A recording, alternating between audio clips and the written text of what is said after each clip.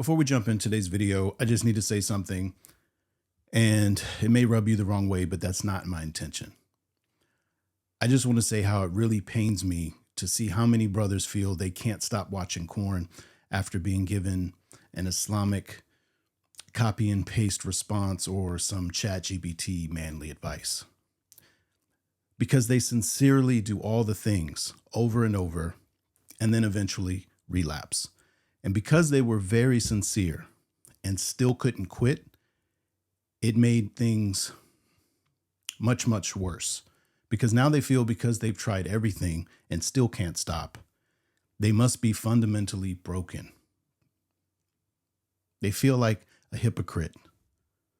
And worst of all, they feel alone and they feel hopeless. May Allah reward you for being curious. Let's tie our camel. If you've been praying 5 times a day, praying tahajjud, making dua after fajr, even keeping your wudu throughout the day, and you're still falling into the same pattern of watching porn, there's a reason.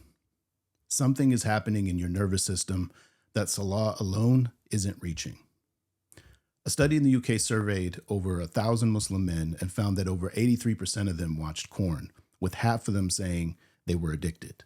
Another study conducted with Muslim male youth between the ages of 16 and 22 showed that 59% of those surveyed watched porn, with 70% of them being practicing Muslims, and even a few of them even leading the Friday prayers. I reverted to Islam over 30 years ago, and since then I've overcome several addictions and now teach Muslim brothers simple systems for overcoming any type of addiction. And in this video, I'm going to show you what's actually happening in your body when the urge takes over, why willpower collapses even after you've promised yourself you'd quit, and the one thing you can start doing today in your salah to help you walk away from porn instead of fighting it. Real quick, there's a free community for Muslim men where we deep dive on all of this. Link in the description. Now, you're probably in a place right now where you genuinely believe your iman should be enough. You've been told that if you pray harder, fast more, read more Quran, the urges will stop. And every single time you relapse, it feels like proof that something is broken in you spiritually, like your faith isn't real or you're a hypocrite. By the end of this video, you're going to understand exactly what's happening in your nervous system, that prayer alone isn't reaching, and you'll have a simple practice you can start using today. We're going to cover 3 things. First, why your brain works against you, even right after salah. Second, the feeling that you've been avoiding that's actually fueling the entire cycle. And third, how to use your sujood as the most powerful recovery tool you have. And it's that last one that ties everything together. Have you ever noticed that you can pray Isha, feel genuinely connected, genuinely at peace, and then just minutes later, you're scrolling? How does that even happen? Your brain has a guidance system that works beneath your conscious awareness. Think of it like an autopilot. Every time you've ever used a screen or food or anything else to soothe a difficult feeling, your brain tagged that behavior as a solution, and it stored it. Imagine walking through your house in the dark. You don't think about where the walls are or where the furniture is. Your body just knows. It mapped the layout from years of walking through it. Your brain does the exact same thing with emotional exits. When your stress or shame or loneliness shows up, your nervous system already has a mapped route to the behavior, and it moves fast, way faster than your thinking mind. Salah brings you into presence with Allah. That's powerful, and I don't want to diminish that for a second, but it doesn't automatically erase those mapped routes in your nervous system. Those were built over many years, sometimes decades. They run at a level beneath your thoughts. I lived this for years. I'd pray Fajr, feel good, feel hopeful, and by the afternoon, something would change. A stressful conversation, tension at work, and before I even registered what was happening inside me, my body was already moving toward the old pattern. My nervous system was choosing for me before my mind could even catch up. So now you know the autopilot exists. Here's what's actually programming it, because this next part is what determines whether you relapse or not. What are you actually feeling in your body right before the urge gets intense? Most brothers skip past this entirely. The urge shows up and all the energy goes to fighting it. Lower your gaze, make wudu, recite certain verses from the Quran, all good things. But nobody stops to ask what's underneath. There's always a feeling underneath the urge, always. Shame, loneliness, feeling unseen by your wife and your kids, feeling like you're falling short as a father.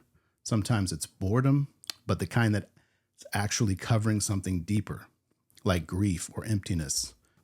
And here's what I've found, both in my own life and in working with brothers.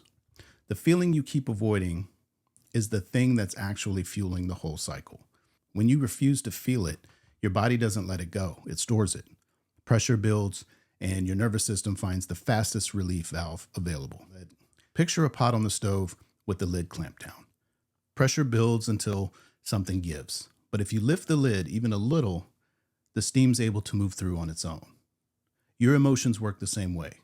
The urge is just steam looking for a way out. About 10 years ago, the pattern was at its worst for me. 5 daily prayers, dua every night, saying I won't do it anymore, still relapsing. I was convinced something was spiritually wrong with me. But when I finally stopped fighting and actually paid attention to what I was feeling before the urge, I found something I wasn't expecting. Shame, loneliness.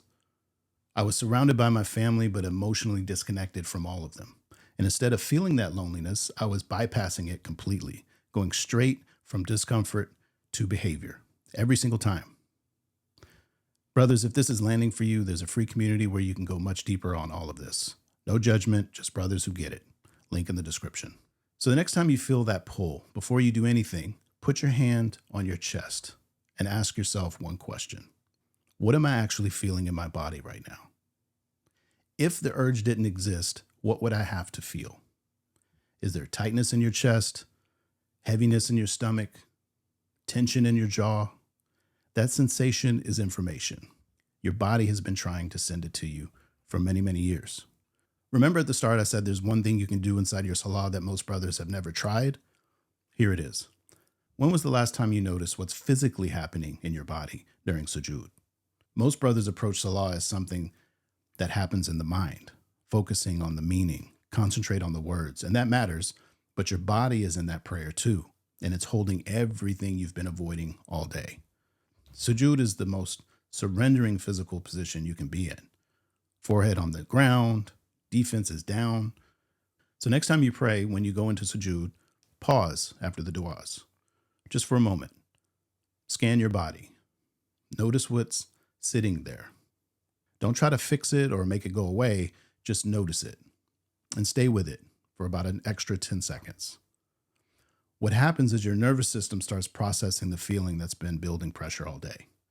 That steam starts to release, and the urge that would have showed up an hour later loses its power because you've already felt what it was trying to make you feel. And as a bonus, it's now associated with sujood. 5 times a day, you're already in a position of complete surrender. Your body is ready to let go. You just have to bring it into the prayer with you. Bringing your body into your prayer only works if you can actually feel what's there. And most brothers have spent so long disconnecting from their emotions that when they try this, they feel nothing. Or they feel something but can't tell what it is. If that's where you're at, watch this video where I break down how to rebuild that connection with your body from the ground up, so that when the urge comes, the tool is actually there. As-salamu alaykum.